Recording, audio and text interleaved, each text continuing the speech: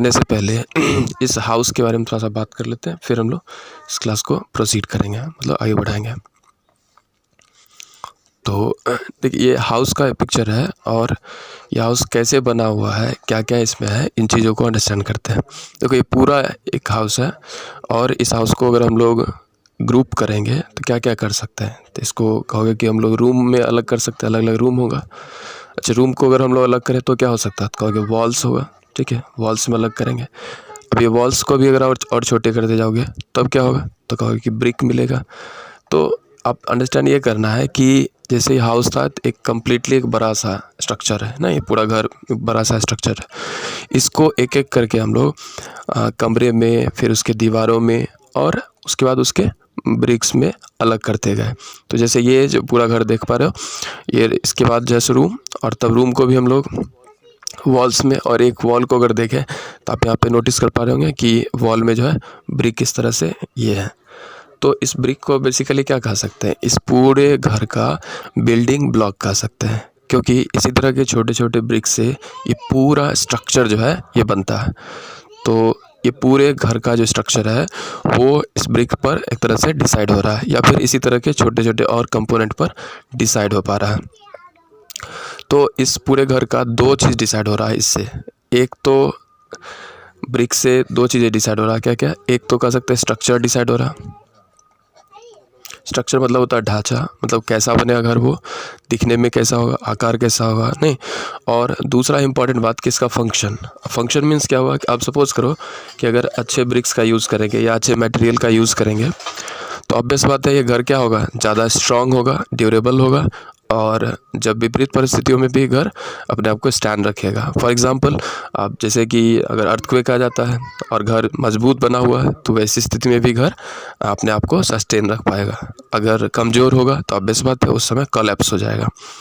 तो जिस तरह से घर में आपने देखा कि अलग अलग किस तरह से स्ट्रक्चरल ऑर्गेनाइजेशन घर का होता है, एज इट इज़ हम लोग अगर बात करें तो लिविंग में भी तो सेम ही है। यहाँ पर अगर हम लोग एक घर की तरह देखें तो एक ऑर्गेनिज्म जैसे ह्यूमन बॉडी एक घर हो गया, और अगर हम लोग देखें तो ये बना होता है किस चीज़ से, ऑर्गेन सिस्टम से। तो कई सारे ऑर्गेन सिस्टम हमारे बॉडी में, जैसे डाइजेशन के लिए डाइजेस्टिव सिस्टम, रेस्पिरेशन के लिए रेस्पिरेटरी सिस्टम, रिप्रोडक्शन के लिए रिप्रोडक्टिव सिस्टम, और हमारी बॉडी को इंटरनल स्ट्रक्चर के लिए स्केलेटन सिस्टम, मसल्स जो है मस्कुलर सिस्टम बनाता है। इसी तरह से ब्रेन और न्यूरॉन्स वगैरह जो है वो सेंट्रल नर्वस सिस्टम बनाते हैं। तो ऐसे और भी कई सिस्टम्स हैं जो, या एक्सक्रेटरी सिस्टम जो कि वेस्ट को अलग करता है। तो हमारे बॉडी में डिफरेंट सिस्टम्स हैं जो कलेक्टिवली एक ऑर्गेनिज्म को बनाते हैं।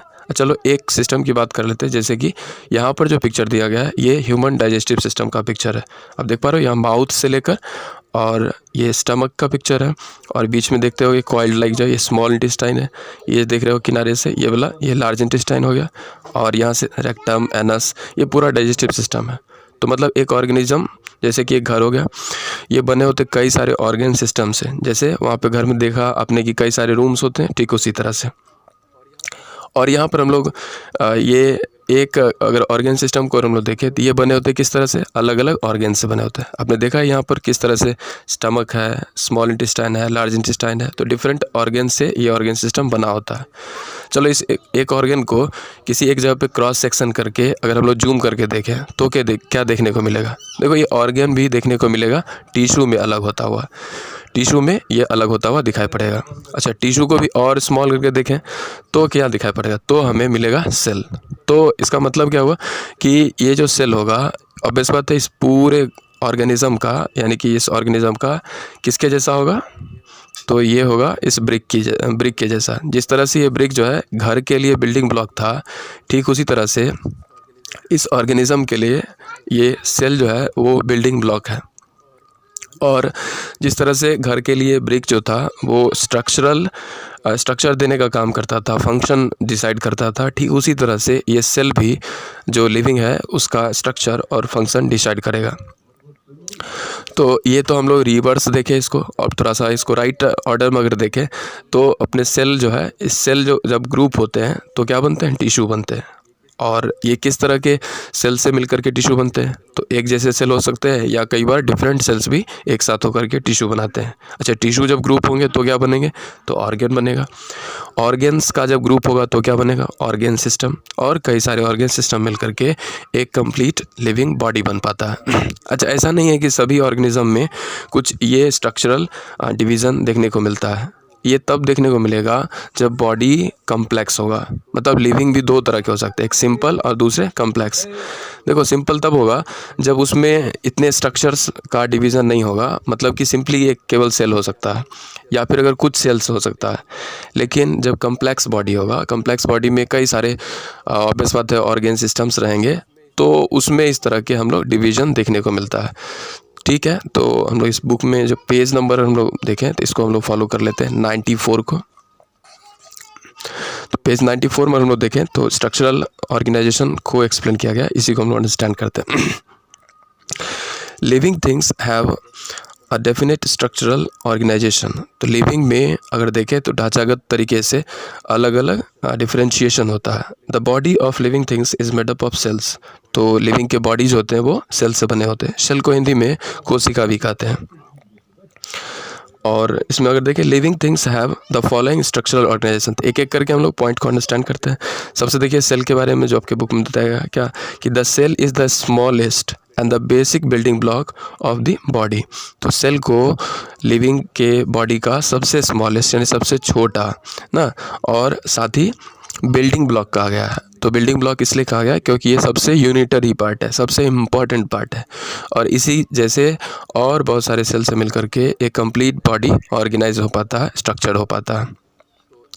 तो ये अगर पूछे सेल जो है बॉडी का कौन कौन सा काम कर रहा होता है, तो क्या आंसर होगा आपका, तो ऑब्वियस बात आपका आंसर होगा स्ट्रक्चर डिसाइड करता है, स्ट्रक्चर डिसाइड करेगा और फंक्शन डिसाइड करेगा। ठीक है, फंक्शन डिसाइड करेगा। तो अगर आपको सेल का डेफिनेशन बोलना हो तो आप बोल सकते हो कि cell is the building block of living body, या बोल सकते हो cell is the basic unit of living body, it decide structure and function of living. ठीक है, तो मतलब कोई भी लिविंग ऑर्गेनिज्म है उसका स्ट्रक्चर और फंक्शन ये डिसाइड करता है। स्ट्रक्चर मतलब कि लिविंग कितना बड़ा छोटा दिखेगा, फंक्शन मतलब किस किस तरह के काम को करने में कैपेबल हो पाएगा। फॉर एग्जांपल, अब पता ही आपको जो एक खास तरह के सेल बोल सकते हो कि प्लांट में पाए जाते हैं जहाँ से वो फोटोसिंथेसिस के लिए कैपेबल हो पाता, और इस तरह के सेल ऑब्वियस बात है नहीं मौजूद होता हो किस में, तो एनिमल में ऑब्वियस बात है वो नहीं ऐसा कर पाता हो। तो यानी फंक्शन डिफरेंट हो जाता है डिफरेंट सेल्स के होने से। टिश्यू की बात करें तो पेज 95 में आप देखेंगे अ group of similar sales that perform a particular function is called tissue. देखो टिश्यू कुछ और नहीं बल्कि एक टीम की तरह है। अब टीम अगर देखें जैसे कि इंडियन टीम का नाम सुने हो, तो अब इंडियन में भी अलग अलग टीम सब है ना, क्रिकेट टीम है, फुटबॉल टीम है ना, हॉकी का टीम है। ठीक उसी तरह से यहाँ पर जैसे एक टीम में देखते हो क्रिकेट टीम अगर है तो सभी एक जैसे प्लेयर जो क्रिकेट में एक्सपर्ट हैं, क्रिकेट में अच्छे हैं, वो सब मिल करके एक खास तरह का गेम को प्ले कर पाते हैं। ठीक उसी तरह से सपोज़ करो कि सेल्स जो है वो एक तरह के सेल्स एक साथ जब होते हैं तो एक टीम बन जाते हैं, जिस टीम को क्या बोलते हैं, टिश्यू बोलते हैं। चलो इंटरेस्टिंग बात है कि टी से टीम और टी से टिश्यू भी हो गया। तो ये सभी ग्रुप ऑफ सेल्स जो होंगे वो एक साथ क्या बनाएंगे, टिश्यू बनाएंगे, और ये क्या करेंगे, एक स्पेसिफिक फंक्शन को कर पाएंगे। फॉर एग्जांपल अगर हम लोग बात करें जो हमारा मसल है वो छोटे छोटे सेल से मिलकर बना होगा और हमारे बॉडी के मूवमेंट में ये मदद करेगा। चलो नेक्स्ट हम लोग ऑर्गेन की बात करते हैं। अ group of tissue that carry out a specific function in the body is called organ. अब टिश्यू जब ग्रुप होते हैं, ग्रुप ऑफ जो टिश्यू होते हैं तो क्या बनाते हैं, ऑर्गेन बनाते हैं। अब कई सारे ऑर्गन हमारे बॉडी में, पार्ट्स ऑफ बॉडी तो आप ऑलरेडी पढ़े होंगे, और साथ ही साथ इंटरनली बॉडी को देखेंगे तो भी कई सारे पार्ट्स वहाँ पर देखने को मिलेगा। तो ऑब्वियस बात है जैसे आप डाइजेस्टिव सिस्टम से जुड़ा हुआ बहुत सारे पार्ट्स की बात ऑलरेडी आपको की है, तो वो सब पार्ट हो गया। रेस्पिरेटरी सिस्टम में कई सारे पार्ट्स आ जाएंगे। हर एक मतलब सिस्टम ऑर्गन सिस्टम पढ़ेंगे तो सब में ऑर्गन्स का नेम आपको आता जाएगा। यानी ऑर्गन मीन्स क्या हुआ, group of tissue which it means does a specific work is called organ. अब यहाँ पे ऑर्गन सिस्टम क्या हो जाएगा, तो again group of organ is known as organ system. ठीक है, ये कह सकते हैं। यानी a group of organs working to perform a particular life process such as digestion, respiration, form an organ system. यानी कि ऑर्गेन का ऐसा ग्रुप जो कि लाइफ प्रोसेस यानी कि जो लिविंग के लिए बेसिक वर्क्स हैं उसको कंप्लीट करे, उसे ही ऑर्गेन सिस्टम कहते हैं। कई सारे ऑर्गेन सिस्टम हमारे बॉडी में होते हैं। यहाँ पर जो पिक्चर हम देख रहे हैं ये कौन सा ऑर्गेन सिस्टम दिया हुआ है? ये डाइजेस्टिव सिस्टम दिया हुआ है। मतलब भोजन जो हम लोग करते हैं उस भोजन में जो कंपोनेंट्स होते हैं, न्यूट्रिएंट्स होते हैं, उसे फूड से अलग करने का काम ये कर रहा होता है। ठीक है। और दूसरे तरह के और भी सिस्टम का नाम सुनेंगे आप।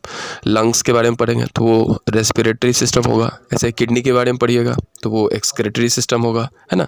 तो कई सारे और भी हम लोग ऑर्गेन सिस्टम आने वाले क्लासेस में स्टडी करने वाले हैं। चलो अब नेक्स्ट देखते हैं हम लोग इसमें कि जो सेल ये ऑर्गेनिज्म क्या हुआ। तो ऑर्गेनिज्म बोल सकते हैं एक group of organ system is known as a complete body और ऑर्गेनिज्म, ऐसा कर सकते हैं। यानी कि all the organ system collectively form an organism, यानी कि जितने सारे ऑर्गेन सिस्टम हैं वो सभी एक साथ एक लिविंग बॉडी को या कह सकते हैं कि ऑर्गेनिज्म को बनाते हैं। अब नेक्स्ट कंसेप्ट हम देखें, जितने सारे हम लोग सेल की स्टडी कर पाते हैं, ये सेल के बारे में हम लोग कुछ जान पाते हैं, तो ऐसा क्यों कर पाते हैं? देखो, सेल की स्टडी करने के पीछे एक साइंटिस्ट का हम लोग यहाँ पर नेम लेना बहुत ज़रूरी रहेगा। साइंटिस्ट का नाम है रॉबर्ट हुक। अब रॉबर्ट हुक का स्पेलिंग अगर देखोगे तो आपको लगेगा सर क्या लिख रहे हो, हुक होता है ना, रॉबर्ट हुक।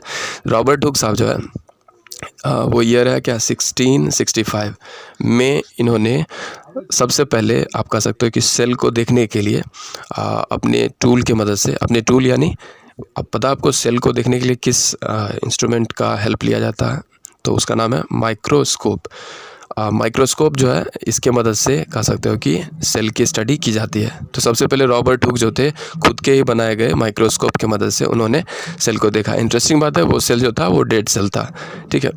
तो सेल के स्टडी का सबसे पहला बोल सकते हो कि अटेम्प्ट या सबसे पहले सफल अटेम्प्ट जो है किसके द्वारा किया गया? रॉबर्ट हुक के द्वारा किया गया, है ना। और उन्होंने जिस सेल को देखा तो वो कैसा था? डेड सेल था। तो बाद में लिविंग सेल जो है एक लेवेनहॉक नाम के साइंटिस्ट थे, उन्होंने जो है सो लिविंग सेल्स को देखा। उसके बाद बहुत सारे और उसमें स्टडी जुड़ते गए। तो माइक्रोस्कोप ये वो इंस्ट्रूमेंट हुआ या वो डिवाइस हुआ, ये टूल हुआ जिसके मदद से हम लोग छोटे छोटे जो सेल्स होते हैं जिन्हें हम लोग नेक्ड आई खुली आंखों से भी नहीं देख सकते हैं, उसे हम लोग माइक्रोस्कोप की मदद से देख पाते हैं। तो most cells are small that they can be seen only through the microscope, यानी बहुत सारे सेल ऐसे होते हैं बहुत छोटे होते हैं जिन्हें हम लोग केवल माइक्रोस्कोप की मदद से देख पाते हैं। We can not see them through naked eye, मतलब हम लोग अपनी खुली आंखों से देख नहीं सकते हैं। खुली आंखों मतलब क्या कि इतने ज़्यादा छोटे होते हैं जिन्हें देखने के लिए हमें उसे जूम करने की ज़रूरत पड़ेगी। अब आँख में तो ऐसा मोबाइल की तरह जूम जैसा कुछ लगा नहीं है, लेंस होता है आँखों में, लेकिन हम लोग जूम बहुत ज़्यादा नहीं कर सकते इस तरह से। तो इसके लिए हम लोग माइक्रोस्कोप का हेल्प लेते हैं। देखो नेक्स्ट जो इसमें पढ़ना है यूनिसेलुलर मल्टी सेलुलर, इसको अंडरस्टैंड करने के लिए थोड़ा सा यहाँ अंडरस्टैंड करते हैं कि जितने भी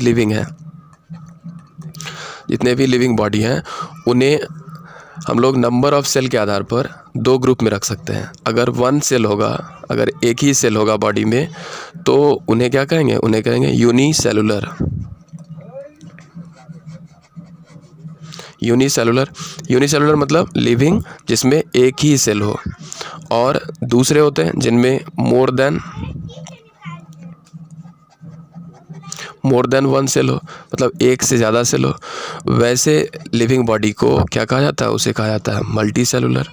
तो मल्टी सेलुलर वो हो गए जिसमें कि एक से ज़्यादा सेल्स होते हैं, मल्टी सेलुलर होते हैं। ओके, तो अब यूनिसेलुलर और मल्टी सेलुलर ये दो टर्म हो गया। अगर आपसे पूछा जाए व्हाट इज़ यूनिसेलुलर ऑर्गेनिज्म, बोलेंगे the organism which have only one cell, it means they do all type of activities by their only one cell, they are known as unicellular organism। तो ये unicellular की बात हो गई। अब यहाँ जो पिक्चर आप देख पा रहे हो ये एक तरह से मॉडल दिखाया गया।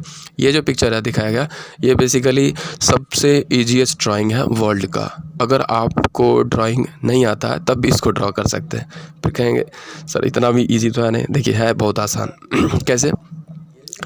ये जो पिक्चर है ये अमीबा का पिक्चर। अब अमीबा का पिक्चर बनाने वक्त क्या करना है, किसी तरह से आपको स्टार्ट करना है और फिर आपको क्या करना है, बस वहाँ जाकर के मिला देना। कोई भी तरह का स्टेप हो सकता है, देखिए कुछ भी तरह का आपको स्टार्ट करके फिर यहाँ मिला देना। ये जितने सारे पिक्चर हम लोग ट्राई कर रहे हैं सब के सब अमीबा के पिक्चर है। क्यों? क्योंकि अमीबा का शेप जो होता है ना फिक्स होता नहीं, ये इरेगुलर शेप होता है। तो ये जो है एक अमीबा का पिक्चर हम लोग यहाँ पर असेंबल किया हुआ। वैसे तो ये मॉडल बना हुआ, आप लोग भी ऐसा ट्राई कर सकते हैं। तो अमीबा का ये जो है कह सकते हो कि ये मॉडल है। तो अमीबा में कितने सेल होते हैं? एक सेल होते हैं, यानी अमीबा क्या कहलाते हैं? यूनिसेलुलर ऑर्गेनिज्म कहलाता है। अब ये जो पिक्चर देख रहे हो ये बेसिकली किसका पिक्चर है? तो ये है को बैक्टीरिया का, ठीक है। तो बैक्टीरिया का ये पिक्चर देख रहे हो, इसमें अलग अलग स्पाइक्स जो है रिप्रेजेंट किया गया। अगेन ये भी मॉडल है, ये भी यूनिसेलुलर ऑर्गेनिज्म है ना, ये भी यूनिसेलुलर ऑर्गेनिज्म है। ऑलरेडी इस पर तो ड्रॉ किया हुआ है। इस तरह के और दूसरे यूनिसेलुलर ऑर्गेनिज्म की बात करें तो उसमें पैरामीशियम एक आ जाता है ना, एक पैरामीशियम की ऑर्गेनिज्म की बात कर सकते हैं। देखिए ये कुछ इस तरह का रहेगा। यस, वाह, वेरी गुड, बहुत अच्छा सा बन गया आज। तो अगर हम लोग देखें इसमें कि ये जो है आपको कौन सा ऑर्गेनिज्म की हम लोग वही पिक्चर देख पा रहे हैं, ये जो है ये है पैरामीशियम। और पैरामीशियम कितने सेल से बना होता है? एक सेल से बना होता है, यूनिसेलुलर होता है ये। अब इसमें अगर हम लोग देखें इसका शेप, जो पैरामीशियम है इसका शेप कैसा होता है? तो स्लीपर जैसा होता है। अब स्लीपर मीन्स क्या होता है? चप्पल। यस, तो आप स्लीपर जैसा आप इसको देख पा रहे होंगे। तो ये फर्स्ट जो पिक्चर देख रहे हो ये अमीबा है। अमीबा का स्पेलिंग थोड़ा सा ध्यान देना है, AMOEBA होता है। तो अमीबा है, ये यूनिसेलुलर हुआ। ये हो गया बैक्टीरिया, ये भी यूनिसेलुलर हुआ। और ये जो पिक्चर देख रहे हो ये है पैरामीशियम, तो ये भी यूनिसेलुलर हुआ। इसी तरह से और कई सारे यूनिसेलुलर ऑर्गेनिज्म की बात कर सकते हैं हम लोग। हाल ही में अब नाम सुने ही होंगे, the one of the most ferocious it means organism, उसका नाम क्या है? तो अब इस बात है वायरस, ठीक है। तो वायरस वेरी पॉपुलर, अभी नेम कह सकते हो क्या है, थोड़ा सा इसको सर्कुलर हम लोग बना लें। यस, तो अब ये स्पाइक वाला आपने पिक्चर जरूर देखा होगा, ठीक है, वायरस का।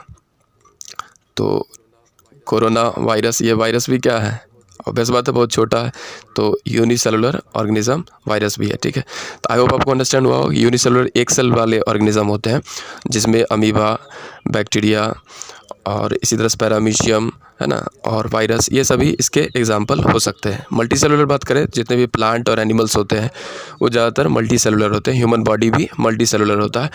तो ये कुछ यूनिसेलुलर मल्टी सेलुलर के कंसेप्ट्स रहे। देखिए इसमें अब लिविंग थिंग्स और नॉन लिविंग थिंग्स में डिफरेंस दिया गया है, जो कि आपको एक बार स्टडी कर लेना है सबको। पेज नंबर 95 में एक चेक योर प्रोग्रेस दिया गया है, इसको भी आपको खुद से ट्राई करना है। नेक्स्ट हम लोग बात करते हैं पेज नंबर 96 की।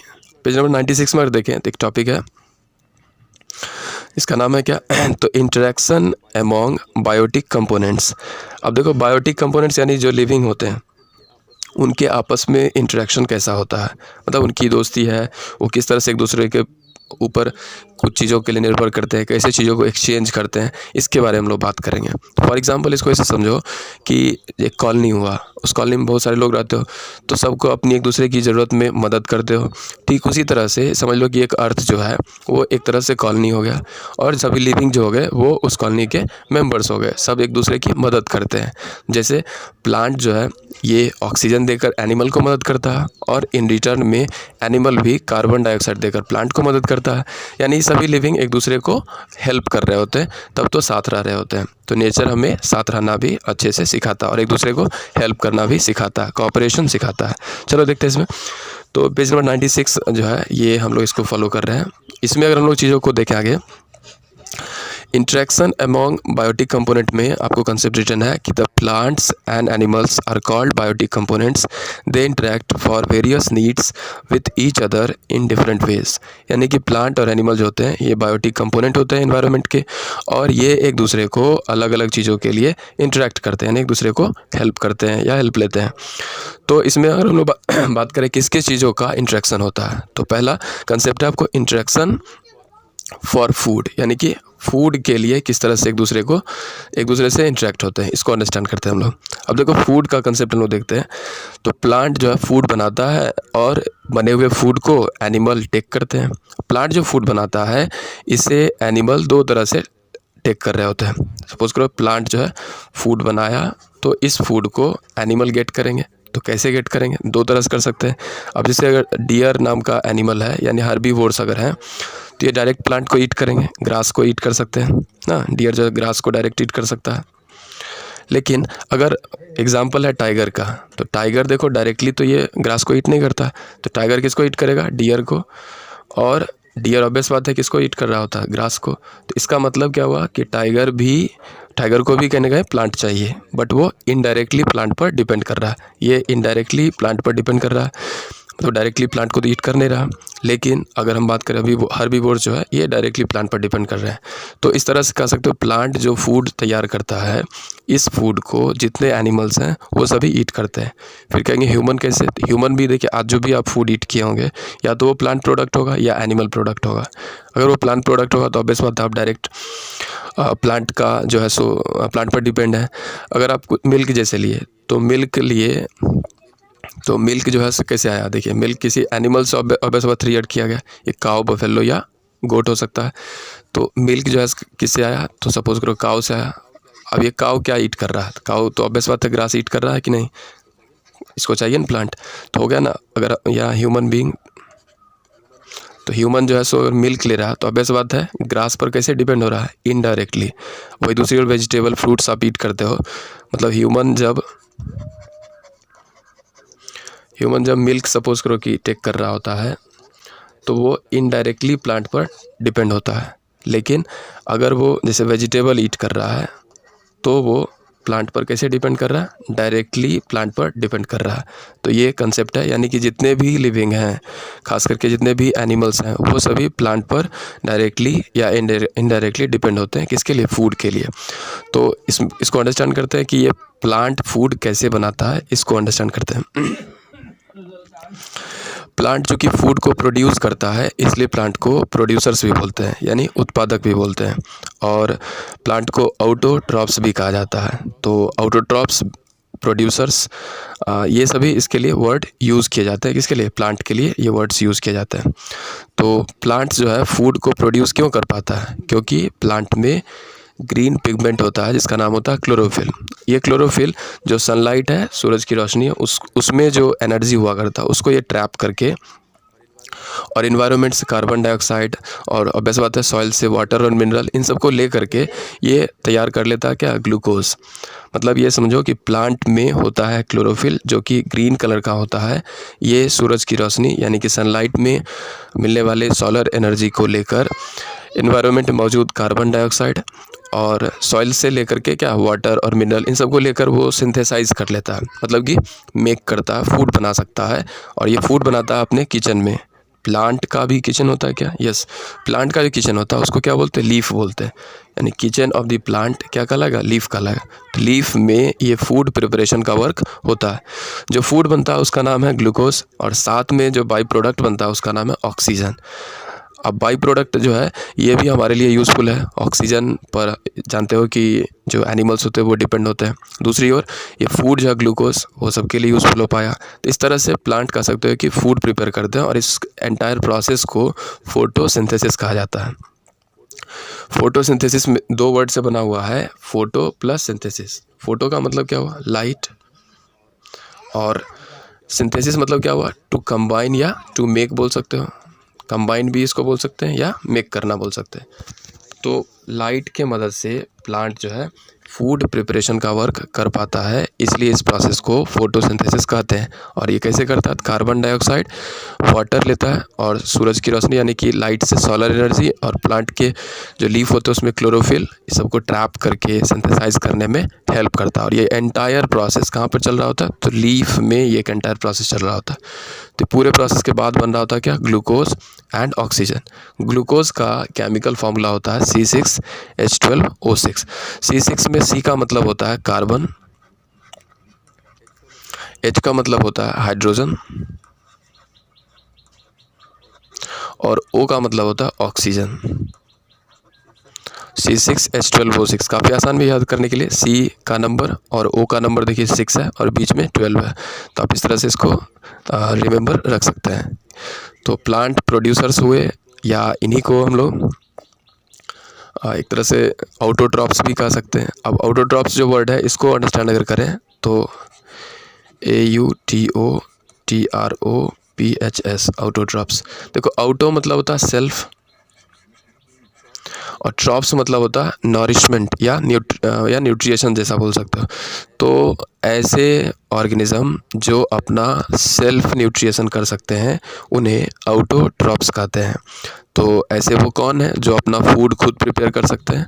ऑब्वियस बात है, आपका आंसर होगा प्लांट्स। तो प्लांट्स को ही ऑटोट्रॉप्स भी कहा जाता है क्योंकि ये अपना फूड प्रिपरेशन का काम स्वयं कर सकता है, इसलिए इसे ऑटोट्रॉप्स भी बोलते हैं। तो प्रोड्यूसर्स वाले टॉपिक में हम लोग लगभग सारे कंसेप्ट्स को आपको एक्सप्लेन किया गया। नेक्स्ट अगर हम लोग टर्म को देखें तो कंज्यूमर, ठीक है, कंज्यूमर जो टर्म्स है इसको आपको एक्सप्लेन किया जाएगा। देखो प्लांट जो फूड तैयार करता है, इस फूड को ईट कौन करता है? तो एनिमल करता है ईट। तो प्लांट फूड तैयार किया, इसलिए प्लांट को क्या कहते हैं? प्रोड्यूसर कहेंगे। और दूसरी तरफ एनिमल फूड को ईट करता है, इसलिए एनिमल को क्या कहते हैं? कंज्यूमर्स कहते हैं। अब कंज्यूमर्स मतलब क्या होता है? कंज्यूमर्स मतलब होता है उपभोक्ता, ठीक है, उपभोक्ता। जैसे आप दुकान से कोई सामान लेते हैं तो आप क्या हो गए? आप हो गए कंज्यूमर, है ना। तो कंज्यूमर यहाँ पर जितने भी एनिमल्स अगर हम लोग देखें वो सभी कंज्यूमर्स कहते हैं क्योंकि ये प्लांट से बने हुए फूड को टेक करते हैं, ले रहे होते हैं। यानी पेज 96 में कंज्यूमर्स के कंसेप्ट को अगर हम लोग देखें कि ऑल एनिमल्स आर कंज्यूमर्स, जितने भी एनिमल हैं सभी कंज्यूमर्स कहलाएंगे। कंज्यूमर्स और heterotrophs can not prepare their own food. जो कंज्यूमर्स होते हैं उन्हें हेटेरोट्रॉप्स भी बोलते हैं। अब हेटेरोट्रॉप्स क्यों कहते हैं? हेटेरोट्रॉप्स कंज्यूमर्स को इसलिए बोलते हैं क्योंकि पहले हेटेरोट्रॉप्स वर्ड को हम लोग अलग करें तो इसको अंडरस्टैंड करना आसान होगा। HETEROTROPHS, yes. यहाँ पर हेटेरो जो वर्ड है इसका मतलब होता है अदर्स, और ट्रॉप्स जो वर्ड है इसका मतलब होता है न्यूट्रिशन या नॉरिशमेंट। तो एनिमल जो होते हैं ये नॉरिशमेंट के लिए यानी कि पोषण के लिए खुद अपना पोषण स्वयं नहीं कर सकते हैं, ये अदर्स यानी दूसरों पर डिपेंड होते हैं। यानी खुद जो है फूड को सिंथेसाइज या मेक करने में ये कैपेबल नहीं होते हैं, ये प्लांट्स पर फूड के लिए डिपेंड होते हैं, इसलिए इन्हें हेटेरोट्रॉप्स भी कहते हैं। तो कंज्यूमर्स या हेटेरोट्रॉप्स एनिमल्स कहलाते हैं, ऐसा हम लोग रिमेंबर रख सकते हैं। अब जितने भी हेटेरोट्रॉप्स हैं उनको हम लोग ग्रुप कर सकते हैं फूड हैबिट के आधार पर। किस किस में? तो हर्बीवोर्स, कार्निवोर्स और ओमनीवोर्स में। अब एक एक करके अंडरस्टैंड करें कि हर्बीवोर्स मतलब क्या हुआ। देखिए हर्बीवोर्स का मतलब हुआ कि जो डायरेक्टली प्लांट पर डिपेंड हो रहे होते हैं। तो अगर हम लोग पेज 96 में हर्बीवोर्स को देख लें, क्या है? The herbivores get their food directly from plants. तो हर्बीवोर्स जितने हैं वो डायरेक्टली प्लांट से फूड को टेक करते हैं। इसमें एग्जांपल जैसे cow, buffalo, sheep, goat, horse and deer, ये सभी एग्जांपल हो सकते हैं। Herbivores are also called primary consumers. अब हर्बीवोर्स को प्राइमरी कंज्यूमर भी कहा जाता है। देखो ये जो पिक्चर आप देख रहे हो ये एक पिरामिड है, इसको फूड पिरामिड भी कहा जाता है। इस फूड पिरामिड को अगर आप अंडरस्टैंड कर ले तो सारा कंसेप्ट इसमें आपको क्लियर हो जाएगा। देखिए नीचे क्या दिखाया गया? प्लांट का पिक्चर दिखा रहे हैं हम लोग, बेसिकली यहाँ दिख ही नहीं रहा, यहाँ ये प्लांट का पिक्चर। अब ये प्लांट्स को हम लोगों ने क्या नाम दिया? तो प्रोड्यूसर्स नाम दिया, है ना, प्रोड्यूसर्स।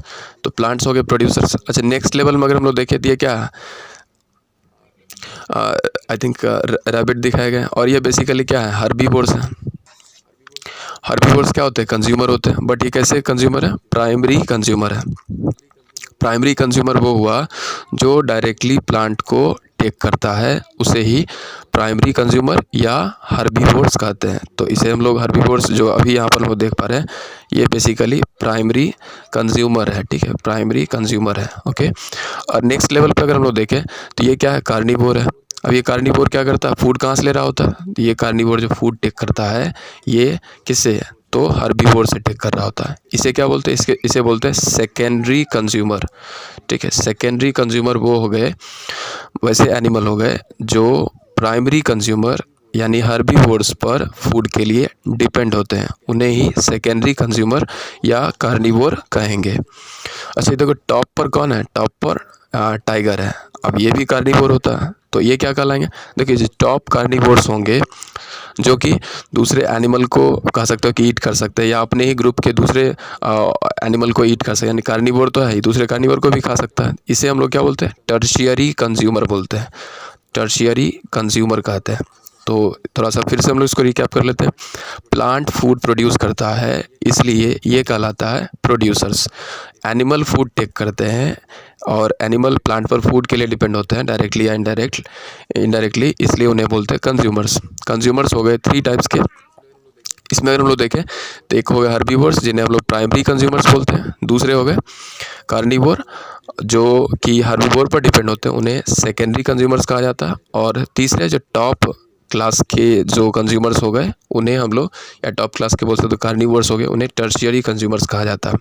तो इस तरह से ये एक फूड पिरामिड बन रहा है, जिसमें सबसे ज़्यादा संख्या में अगर देखेंगे तो प्लांट्स का नंबर है, इससे कम देखेंगे तो हर्बीवोर्स, और इससे कम देखेंगे तो यहाँ पे कार्निवोर्स के नंबर आ जाते हैं। यानी कि ये कंज्यूमर्स में प्राइमरी सबसे ज़्यादा हुआ, उसके बाद सेकेंडरी, और सबसे कम हुआ टर्शियरी। एक तीसरा देखोगे, इसके पैरेलल हम लोग यहाँ पर दिखा रहे हैं, जो क्या है, ये है यहाँ पर डीकम्पोजर्स की बात कर रहे हैं। ठीक है, तो डीकम्पोजर्स क्या करते हैं, अब ये सभी जो वेस्ट प्रोड्यूस करेंगे, टाइगर जो ईट करेगा, तो जो मतलब डाइजेस्टेड फूड नहीं हो पाएगा, अनडाइजेस्टेड फूड होगा, वो इसे रिलीज़ करेगा, तो उसे वापस जो मिट्टी में बोल सकते हो मिला देने का काम वो कौन करेगा। तो ये बेसिकली जो ऑर्गेनिज्म रिस्पॉन्सिबल होते हैं उसके लिए, वो डीकम्पोजर्स होते हैं, जो कि सड़े गले जो सब्सटेंस होते हैं उसको मिट्टी में वापस डीकम्पोज कर देते हैं। तो ये एक अलग ग्रुप, इसको अलग से सेपरेट करके दिखाया गया। तो देखते हैं इसमें जो बुक में आपको, बुक 96 में अगर हम लोग देखें तो लगभग चीज़ें आपको एक्सप्लेन किया ही गया। हर्बीवोर्स किया गया, कार्निवोर और ओमनीवोर के बारे में आप जानते होंगे। ओमनीवोर क्या होता है, तो जो प्लांट को और एनिमल को दोनों को ईट कर सकता हो, उसे ही ओमनीवोर बोलते हैं। ह्यूमन की बात करें तो ह्यूमन किस ग्रुप में आएगा, अगर आपसे क्वेश्चन हो कि ह्यूमन को आप किस ग्रुप में रखना चाहेंगे, तो क्या होगा आंसर आपका। अब ह्यूमन देखो, केवल प्लांट तो ईट नहीं करता है, तो ये क्या ईट करता है, अगर ये जो फूड ईट करता है उसकी बात करें तो ये प्लांट भी ईट कर सकता है, और साथ में एनिमल जो प्रोडक्ट है या एनिमल को भी डायरेक्टली खा सकता है। आप सीधे सीधे तो एनिमल को नहीं खाता, आप मान लो पका के खाता तो हो गया ना, एनिमल को भी खा ही सकता है। इसका मतलब ह्यूमन जो है ये किस ग्रुप में आ गया, ये हो गया ओमनीवोर हो गया, है ना, ओमनीवोर हो गया।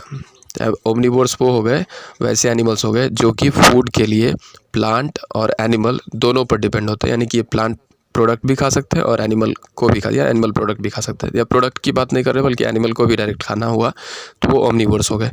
चलिए नेक्स्ट, ये ओमनीवोर्स में जो वर्ड है इसको अगर अंडरस्टैंड करें, ओमनी जो शब्द है इसका मतलब होता है ऑल या एवरीथिंग के लिए होता है। तो एवरीथिंग मीन्स प्लांट या एनिमल दोनों के खाने के सेंस में यहाँ पे बात की जा रही है।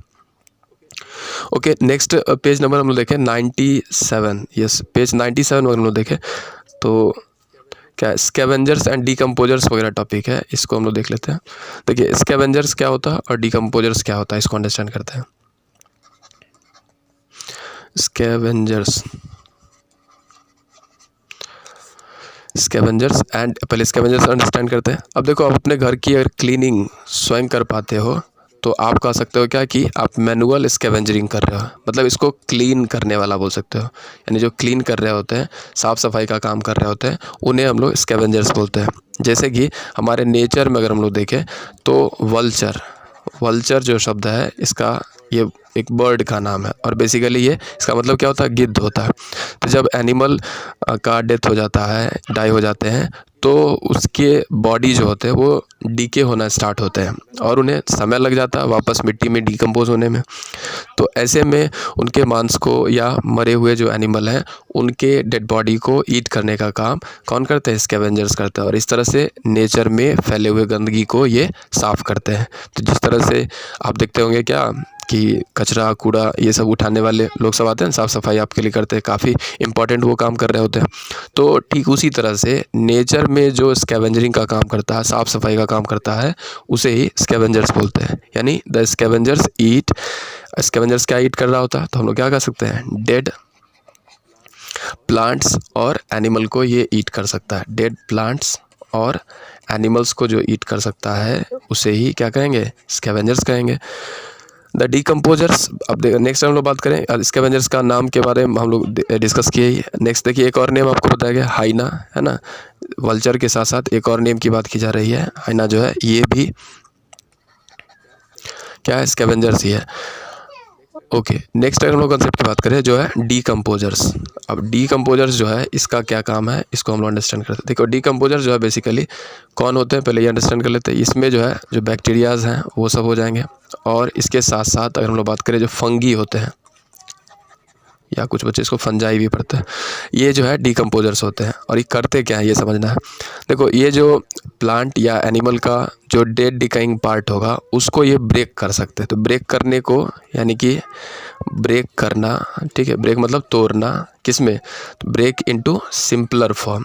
तो ब्रेक इनटू सिंपलर फॉर्म यानी कि सिंपल फूड में जो ब्रेक करने की एबिलिटी इनमें पाया जाता है बैक्टीरिया में और फंगी में, इसलिए इन्हें डीकम्पोजर्स भी बोलते हैं। और ये बहुत बोल सकते हो कि अच्छे तरीके से ये मिट्टी में इसे क्या करते हैं, ब्रेक करके फर्टिलाइजर्स में बदल देते हैं, खाद में बदल देते हैं। तो ये कह सकते हो काफ़ी इंपॉर्टेंट काम कर रहे होते हैं। एक बैक्टीरिया की बात करते हैं जिसका नाम है राइजोबियम बैक्टीरिया। तो राइजोबियम बैक्टीरिया जो है ये कह सकते हो कि प्लांट के कुछ खास तरह के प्लांट जो होते हैं उनके रूट नोड्यूल में पाया जाता है, जो कि सॉइल में कह सकते हो कि खाद एक तरह से बना रहा होता है। तो कर क्या रहा होता है कि एनवायरनमेंट में जैसे कि नाइट्रोजन होता है उसको ये फिक्स करके खाद में ये बदल रहा होता है। तो बैक्टीरिया एक तरह से कह सकते किसानों के लिए बहुत इंपॉर्टेंट काम किया। इसी तरह से जो फंगी होते हैं वो भी जो डेड डिकेइंग प्लांट या एनिमल के जो प्रोडक्ट्स होते हैं उसको वापस से मिट्टी में खाद में बदलने का काम करते हैं। तो डीकम्पोजर्स वो हो गए जो डेड डिकेइंग जो मटेरियल है उस पर ये फूड के लिए डिपेंड होते हैं, और वो फूड को क्या करते हैं, ब्रेक डाउन कर देते हैं सिंपलर फॉर्म में, और उससे वो अपना फूड टेक कर पाते हैं। इसके एग्जाम्पल बैक्टीरिया एंड फंगी हो गए।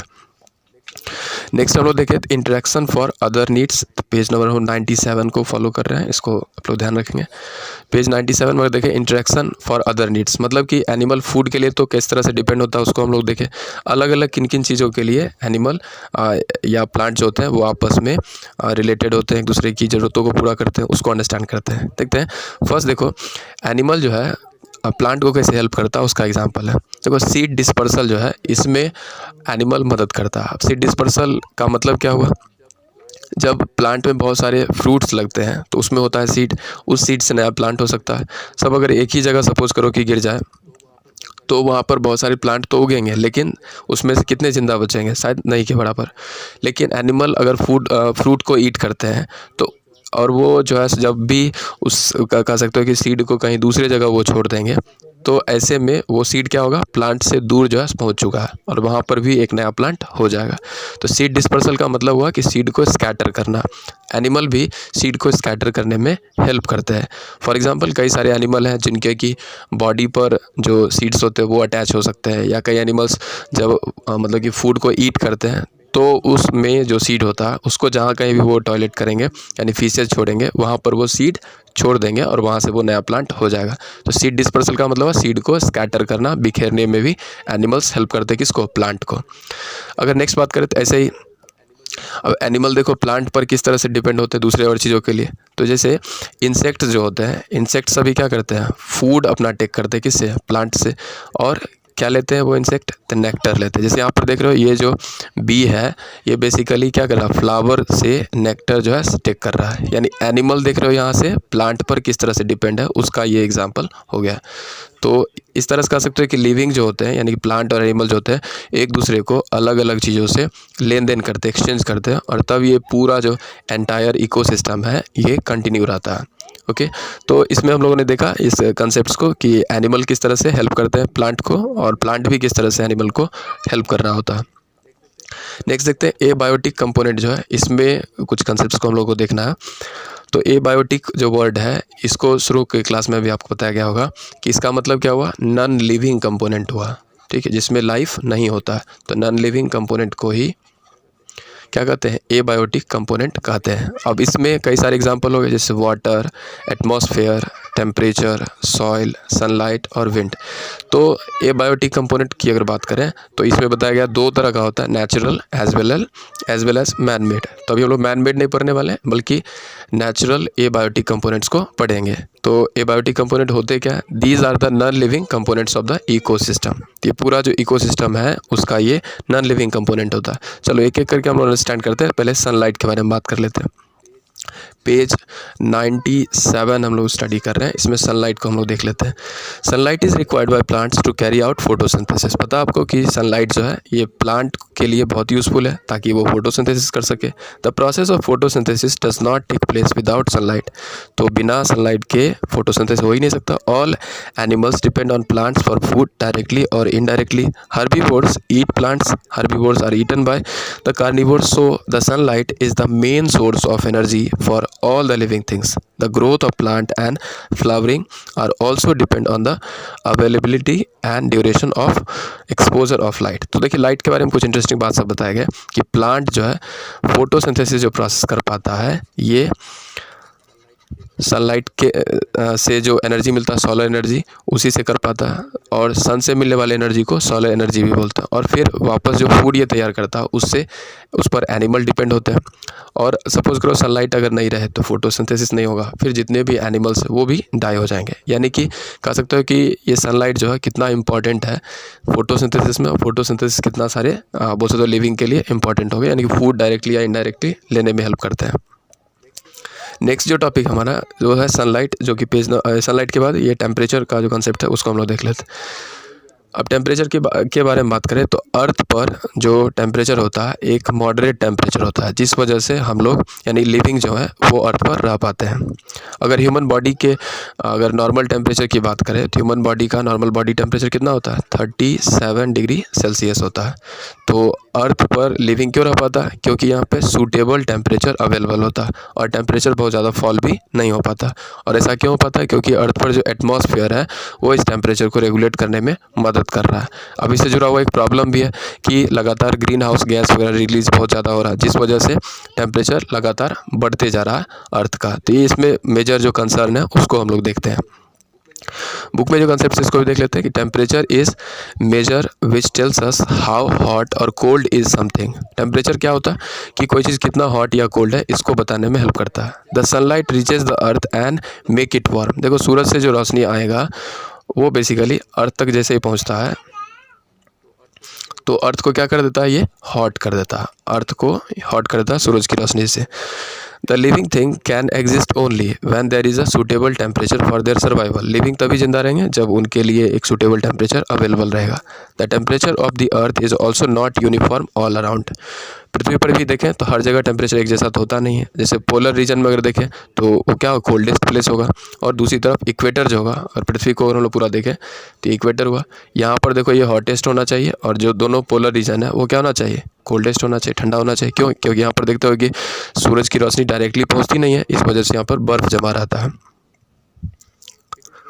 इट इज़ वेरी अगर इसमें देखें the temperature of earth is also not uniform. It is very cold near the poles and very hot near the equator. So it is also affect the distribution of living things on the earth. On the basis of temperature regulation, animals can be cold-blooded and warm-blooded.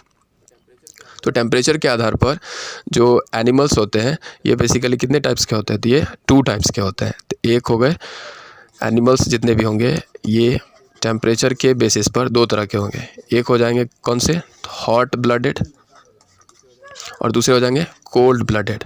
अब cold blooded obvious बात है कहाँ पर होंगे, तो ये polar region वगैरह में होंगे। हॉट ब्लडेड की बात करें जैसे ह्यूमन जो है ये हॉट ब्लडेड होगा, क्योंकि इसके जो ब्लड का हॉट होने के पीछे कारण क्या है कि बॉडी में जो वर्क होता है वो ज़्यादा लेवल पे होता है, तो एनर्जी जो है लगातार कन्वर्जन का काम चल रहा होता है। तो हॉट ब्लडेड बोलते हैं किसको, तो एनिमल को कहेंगे, बर्ड्स को बोलेंगे ना। कोल्ड ब्लडेड और वार्म ब्लडेड के बारे में एक एक करके बात की गई है। Cold blooded animals are those it means cold-blooded animals are those animals which change their body temperature according to the change in the environment। तो cold-blooded वैसे एनिमल होते हैं जो आसपास के environment के अनुसार अपना टेम्परेचर बोल सकते हैं चेंज कर रहे होते हैं। For example insect, snake, lizard and frogs are some cold blooded animals. तो आसपास के एनवायरनमेंट के अनुसार जो बॉडी को के टेम्परेचर रेगुलेट करेंगे उसके एग्जाम्पल जैसे स्नेक और फ्रॉग्स वगैरह हो गए। Warm blooded animals are those animals which can maintain constant temperature of their body and do not depend on outside environment for it। for example birds and most mammals are warm blooded animals। तो देखो जितने सारे human हैं और obvious बात है जितने birds हैं ये सभी वार्म ब्लडेड होते हैं, यानी अपने बॉडी के टेम्परेचर को ये खुद रेगुलेट करते हैं, ना कि इन्वायरमेंट पर डायरेक्टली डिपेंड होते हैं। फैक्ट बॉक्स में एक इन्फॉर्मेशन दिया गया है कि some fish have special protein in their blood which acts like anti freezer to help them survive in very cold temperature. कुछ ऐसे फिश होते हैं जिनमें खास तरह के प्रोटीन होते हैं जो उन्हें एक तरह से बहुत ज़्यादा ठंडा होने पर फ्रीज ना हो जाए उनका बॉडी के अंदर का फ्लूइड, इसके लिए वो रिस्पॉन्सिबल होता है।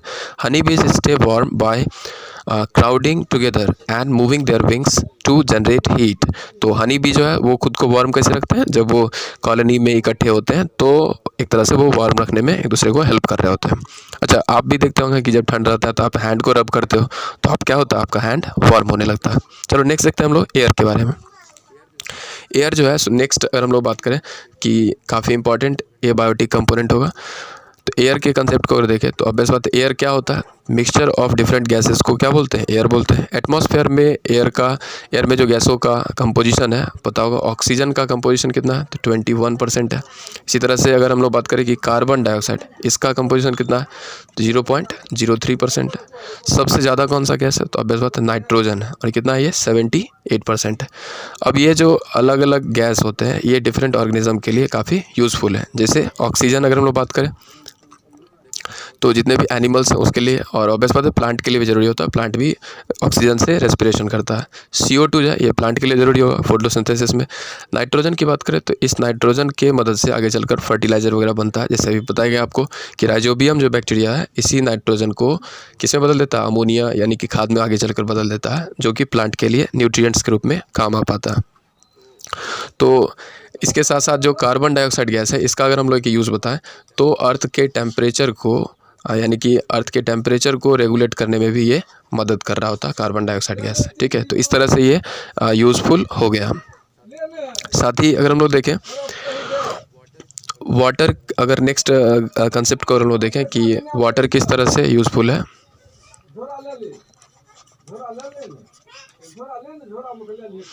All living things need water for survival. देखो वाटर की ज़रूरत जो है जितने भी लिविंग हैं उन सबको है। ठीक है,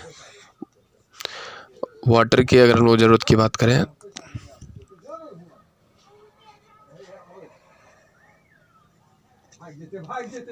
हाँ, वाटर की देखिए ज़रूरत तो सभी लिविंग को होते हैं। All living things need water for survival. तकरीबन 70% जो है 70% अगर देखें तो ह्यूमन बॉडी में वाटर ही कंटेन होता है। Blood transport many important substances in the body consist mainly for water. देखो ज़्यादातर चीज़ें जो बॉडी में एक जगह से दूसरी जगह पहुंचाया जाता है वो किसके द्वारा, ब्लड के द्वारा पहुंचाया जाता है। और ये ब्लड में अगर देखें तो एक कंपोनेंट होता है इसका नाम होता है ब्लड प्लाज्मा। ब्लड प्लाज्मा, ये बेसिकली ब्लड प्लाज्मा की अगर बात करें तो इसमें जो है 95% वाटर होता है। यानी ह्यूमन बॉडी में जो ब्लड है उसमें एक कंपोनेंट है जिसका नाम है ब्लड प्लाज्मा, और इस ब्लड प्लाज्मा में तकरीबन 95% वाटर ही है ना। और ये जो 70% ये क्या फैक्ट बताया गया है कि ह्यूमन बॉडी के अगर हम लोग वेट का अगर हम लोग प्रोपोर्शनल देखें तो करीब करीब 70% वाटर ही कंटेंट होता है। नेक्स्ट देखें, the waste substance need water to be excreted out from the body. Water जो है बॉडी से वेस्ट को ही बाहर करने में हेल्प करता है। वो कैसे, तो वेस्ट को रिमूव करने में देखो हेल्प करता है। जैसे कि स्वेट जो है यानी पसीना जो हमारे बॉडी से बाहर होता है तो वहाँ पे देखो वाटर कंटेंट होता है। इसके साथ साथ यूरिन जो बॉडी से बाहर होता है वहाँ पे देखो वाटर कंपोजिशन जो है सो मदद कर रहा होता है बॉडी से बाहर करने में। Plants absorb water from the soil through roots. अब प्लांट जो है वो वाटर कहाँ से लेते हैं, सॉइल से लेते हैं और रूट के द्वारा एब्जॉर्ब कर रहे होते हैं। It is required by plants for photosynthesis. Aquatic animals and plants absorb dissolved oxygen from water. तो जितने भी प्लांट्स होते हैं उन सबको वाटर क्यों चाहिए, क्योंकि वो फोटोसिंथेसिस में उन्हें हेल्प होता है। साथ ही साथ एक्वेटिक जो एनिमल होते हैं वो वाटर किस लिए उनके लिए हेल्पफुल है कि पानी में जो घुले हुए ऑक्सीजन होते हैं वो वहाँ से टेक कर रहे होते हैं, तो उनके लिए इस तरह से वो यूज़फुल हो गया। It is also a habitat for many living things such as lotus, water lily, fish, whale, shark and others. तो जितने सारे वाटर प्लांट या एनिमल होते हैं यानी उन्हें क्या बोलते हैं, एक्वेटिक, एक तरह से बोल सकते हो लिविंग ऑर्गेनिज्म को कह सकते हैं। तो एक्वेटिक जो प्लांट या एनिमल है उनके लिए एक तरह से घर का काम करता है वाटर।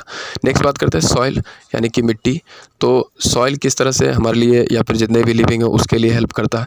अर्थ का जो सबसे अपर मोस्ट लेयर है अर्थ के सबसे अपर मोस्ट लेयर को क्या कहते हैं? तो अगर हम लोग देखें नेम का 3 देखो लेयर होता है, सबसे अंदर वाला जो होता है उसको क्या कहते हैं? कोर।